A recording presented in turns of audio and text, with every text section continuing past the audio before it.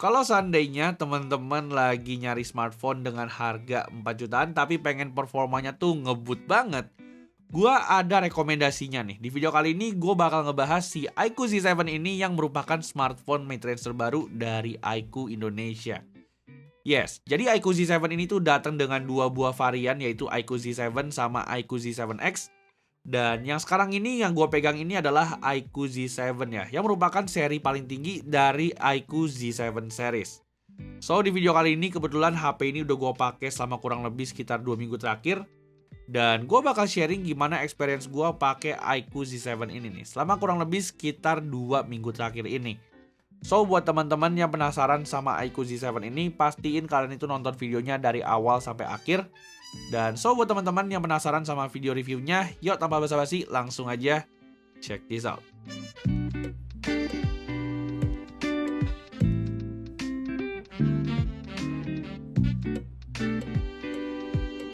Alright, first of all mungkin gua bakal langsung start dulu ya, ngebahas HP ini mulai dari sektor performanya. Seperti yang udah teman-teman lihat spesifikasinya yang seliweran di internet, HP ini tuh datang sebagai Snapdragon 782 pertama di Indonesia nih. Dan HP ini tuh menurut gue bakal menawarkan performa yang menjanjikan banget di harga 4 jutaan. Hal ini tuh karena iQOO Z7 ini juga dibekalin sama spek mentah yang lainnya seperti RAM 12GB yang bisa di-extend lagi sampai 8GB. Dan HP ini yang gue pegang kali ini juga punya storage yang gede banget nih, yaitu punya storage sebesar 256GB. Tentu aja buat teman-teman yang pastinya udah pernah nyicipin Snapdragon 778G, HP ini tuh pastinya bakal lebih ngebut lagi. Dimana si iQOO Z7 ini emang menawarkan performa yang 10% sampai 20% lebih baik nih timbang sama Snapdragon 778G. Di sini mungkin teman-teman bisa langsung aja lihat hasil benchmark dari si iQOO Z7 ini. Dan kalau seandainya gue bandingin sama smartphone lain yang merupakan kompetitor dari iQOO Z7 ini di rentang harganya, di sini iQOO Z7 masih lebih unggul sekitar 25% nih. Kalau seandainya kita lihat dari sektor performanya. Tentu aja gap yang 25% ini tuh bakal berdampak banget kalau seandainya teman-teman pakai HP ini untuk kebutuhan gaming. Dimana untuk kebutuhan gaming gue udah sempat coba juga ya. Dan ternyata si iQOO Z7 ini tuh ternyata punya support sama game yang lebih bagus nih ketimbang sama Samsung Galaxy A34 yang merupakan kompetitor dari HP ini. Jadi kalau seandainya teman-teman itu ngelihat setelan grafik game COD Mobile di Samsung Galaxy A34 gue ini, HP ini tuh untuk menjalankan framerate 60fps di COD Mobile harus banget nih ngeset grafiknya di mentok kiri supaya HP ini bisa ngejalanin framerate 60fps. Sedangkan iQOO Z7 ini tuh bisa pakai setelan mentok rata kanan. Dan ini waktu dimainin pun kelihatan banget ya, perbedaan setelan grafiknya ini tuh bakal berdampak banget sama visual yang dihasilin dari tampilan layarnya.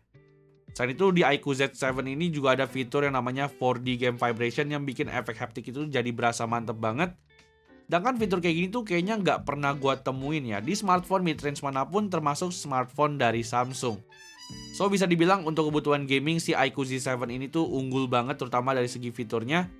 Dan gak cuma itu aja, gue juga udah sempat cobain kedua HP ini buat main Genshin Impact ya. Dan hasilnya, di setelan grafik medium 60fps, kedua HP ini tuh menghasilkan frame rate yang beda banget. Di sini iQOO Z7 menghasilkan frame rate di angka 40-55fps sepanjang permainan. Sedangkan si Samsung Galaxy A34 ini tuh cuma menghasilkan FPS di kisaran 35-45fps aja nih. Meskipun alternate game performance-nya ini tuh udah gue aktifin. Jadinya kedua smartphone ini tuh dua-duanya udah sama-sama gue pakein juga mode performance-nya. Dan dari segi suhunya pun iQOO Z7 ini menurut gue sedikit lebih adem nih. Karena HP itu dibekalin sama 3K Vapor Chamber Liquid Cooling.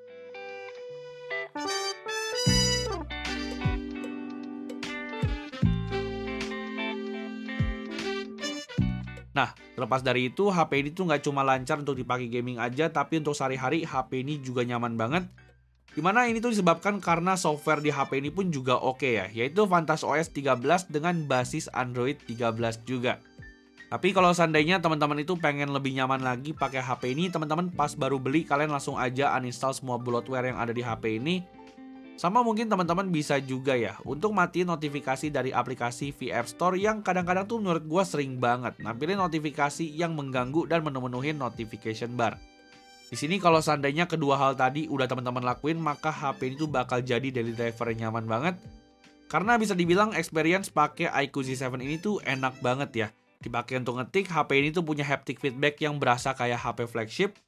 Namun meskipun begitu sebenarnya ada beberapa hal yang agak sedikit kurang nih dari iQOO Z7 ini, yaitu adalah sektor layarnya. Yes, di sini sebelumnya gue pengen ajak teman-teman untuk tahan dulu jempol kalian, jangan langsung hujat HP ini. Karena sebenarnya meskipun HP ini pakai panel IPS, tapi sebenarnya kualitas layar dari iQOO Z7 ini tuh sebenarnya masih bagus banget nih. Di sini kalau seandainya teman-teman nggak percaya, teman-teman bisa langsung aja lihat head to head sama Samsung Galaxy A34 yang pakai panel Super AMOLED. Dan teman-teman bisa lihat ya, di sini tuh perbedaan kualitas layarnya sebenarnya menurut gua tuh nggak gitu jauh banget. Di sini layar dari iQOO Z7 ini tuh masih kelihatan vivid dan juga support sama HDR10. Sehingga untuk experience nontonnya menurut gua HP ini tuh masih berasa mantep banget nih. Dan dipakai scrolling pun juga mantep karena HP ini punya layar 120 Hz. Lalu mungkin buat teman-teman yang suka juga dengerin lagu, HP ini tuh udah dibekalin sama setup stereo speaker. Dan di bagian atasnya pun teman-teman juga ternyata masih bisa nemuin nih satu buah lobang yang udah langka banget, yaitu lobang earphone jack 3,5 mm. Jadinya tentu aja dengan speknya yang ngebut dan masih punya earphone jack, HP ini tuh bakal jadi combo yang tepat banget untuk kebutuhan gaming. Karena posisi lubang earphone jacknya ini pun juga nggak nutupin tangan nih. Kalau seandainya teman-teman pengen pakai HP ini buat main game sambil pakai earphone kabel.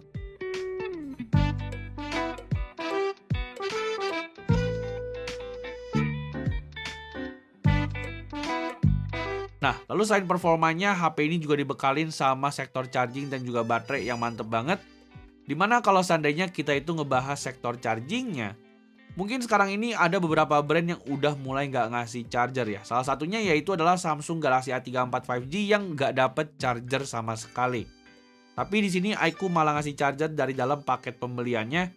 Dan di sini tuh chargernya juga nggak nanggung-nanggung nih. Karena charger yang dikasih sama iQOO ini tuh punya daya sampai 120 watt. Jadinya teman-teman pastinya udah kebayang seberapa ngebut charging pakai smartphone ini. Dan ternyata bener aja, untuk ngecas HP ini dari 0 sampai 100%, HP ini tuh cuman butuh waktu di bawah 20 menit aja. Kalau baterainya udah full pun, HP ini menurut gue juga punya daya tahan baterai yang oke banget. Dimana meskipun ukurannya mungkin bisa dibilang hampir sama kayak smartphone mid-range lainnya, yaitu di 5000 mAh.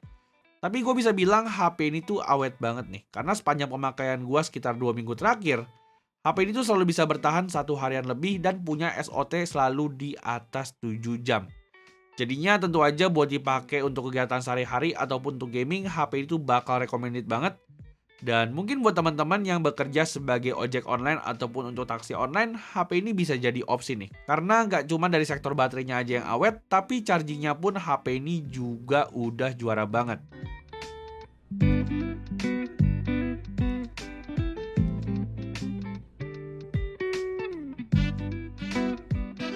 Nah, lalu lanjut sektor berikutnya yaitu ngebahas soal kamera dari si iQOO Z7 ini. Meskipun sektor ini bukan jadi fokus utama dari iQOO, tapi gue cukup suka ya sama setup kamera yang dibawa sama HP ini yang punya kamera utama 64 megapiksel yang dibekalin sama OIS. Meskipun sebenarnya agak sedikit disayangkan kamera keduanya ini tuh bukan kamera ultrawide, tapi menurut gue tuh nggak masalah. Karena untuk hasil fotonya mungkin teman-teman bisa lihat sendiri ya. Gua nggak expect sama sekali hasil fotonya tuh bakal sebagus ini. Dipakai di pencahayaan yang bagus, HP ini tuh menurut gue punya warna yang pas dan juga punya detail yang udah oke banget. Dan ini juga berlaku kalau seandainya teman-teman pakai di kondisi night mode ya. Dimana menurut gua HP ini tuh punya hasil foto malam hari yang udah oke banget. Di sini hasil foto night mode ini tuh punya hasil foto yang tajam dan juga punya warna yang cukup akurat. Dan di sini gue juga bisa bilang ya, kalau iQOO Z7 ini tuh punya hasil foto yang cukup bersaing dengan smartphone-smartphone lain di harga 4 jutaan.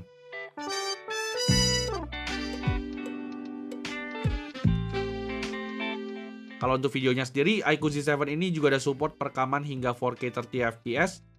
Dan teman-teman mungkin bisa lihat sendiri untuk hasil videonya ya. Hasilnya ini tuh menurut gue udah cukup tajam dan juga lumayan stabil. Intinya gue pengen kasih 2 jempol karena iQOO ini tuh menghadirkan kamera yang oke juga untuk HP mid-range-nya. Dan ini tuh sebenarnya gue nggak expect banget ya, karena biasanya HP yang ngedepanin sektor performa tuh punya kamera yang kurang gitu bagus. So guys, jadi yang sekarang teman-teman lihat ini adalah sampel recording dari kamera depannya iQOO Z7. Dan ini gue recordnya di resolusi tertingginya ya, yang sayangnya cuma bisa sampai 1080p 30 fps aja. Jadi di sini kondisinya gue lagi sekitar jam 5 sorean dan di belakang gue tuh kayak ada background orang lagi kerja. Menurut teman-teman gimana nih? Hasilnya bagus apa enggak? Masalahnya teman-teman bisa nilai sendiri ya, kira-kira gimana berhasilnya. Thank you. Nah, lalu lanjut satu terakhir yaitu ngebahas tentang harga dan juga kesimpulan dari si iQOO Z7 ini. Mungkin kalau seandainya teman-teman udah lihat video ini, harusnya teman-teman udah tahu ya berapa harga resmi dari si iQOO Z7 ini. Cuman mungkin ekspektasi harga dari gue itu HP ini bakal dibanderol dengan harga 4-5 jutaan. Tapi mungkin gue lebih condong ke 4 jutaan ya. Karena kalau seandainya emang bener HP ini dibanderol dengan harga 4 jutaan, menurut gue iQOO Z7 ini tuh worth it banget nih buat teman-teman beli di tahun 2023 ini. Meski menawarkan performa yang ngebut, tapi HP ini juga punya desain yang stylish dan juga masih dibekalin sama fitur NFC. Dan gua jujur salut banget ya sama sektor charging dari HP ini yang nggak dimilikin sama smartphone kompetitor lainnya. So palingan jadi segitu dulu aja video gua mengenai review dari iQOO Z7. Dan mungkin buat teman-teman yang pengen beli HP ini, linknya udah gua taruh ya di kolom deskripsi. Jadinya palingan segitu dulu aja video kita kali ini. Buat teman-teman yang belum like dan juga subscribe, bisa langsung aja klik tombol like dan juga subscribe. Dan kita jumpa lagi di video selanjutnya. Bye-bye.